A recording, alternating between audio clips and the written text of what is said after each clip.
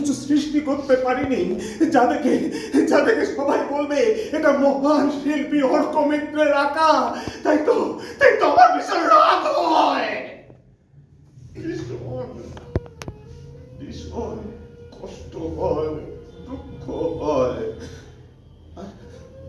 আর আমার এই কষ্ট, এই দুঃখটাকে ভোলার জন্য আমি আমি মদ্যপান করি। মাস্টারমশাই দেখুন, আরো একটা পাতা খসে পড়লো।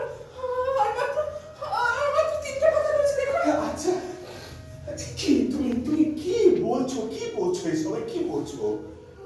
অর্কদা, ওই যে ভাঙা পাঁচিলের গায়ে টাইফুলাতে গাছ আছে, সারাক্ষণ ওই গাছটার দিকেই তাকিয়ে বসে থাকে।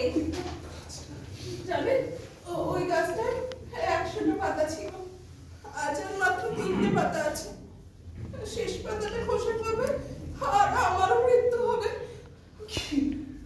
তুমি সত্যি পাগল হয়ে গেছো, জানো? সত্যি তুমি রোগে ভুগে একদম পাগল হয়ে গেছো। আচ্ছা গাছে পাতা খসে পড়ার সাথে মানুষের মৃত্যুর কি কোনো সম্পর্ক থাকতে পারে? না, এটা একদম তোমার উদ্ভট চিন্তা, এটা একটা কুসংস্কার। মনটাকে তুমি শক্ত করো। আছে, সম্পর্ক আছে। গাছটাতে 100টা পাতা ছিল, একটা পাতা খসে পড়ে গাছটা যেমন দুর্বল হয়ে যাচ্ছে, আর সবুজ রঙটা হারিয়ে দেখুন কেমন ফ্যাকাশে হয়ে যাচ্ছে। আমি তেমন একটু করে মৃত্যুর দিকে এগিয়ে যাচ্ছি। ওই 3টে পাতা আছে, শেষ পাতাটা খসে পড়বে আর আমারও মৃত্যু হবে। আমাকে এখানে বসে শেষ পাতাটা খসে যাওয়া দেখতে হবে। মাস্টারমশাই, জানলাটা বন্ধ করে দাও, কারণ বৃষ্টির ঠান্ডা হাওয়া ওর গায়ে আসছে। বন্ধ করে দাও সব। যাও।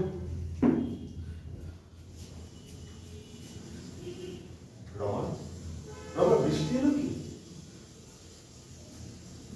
হ্যাঁ, বৃষ্টি এলো। আচ্ছা, আমি এখন আসি। সোমা,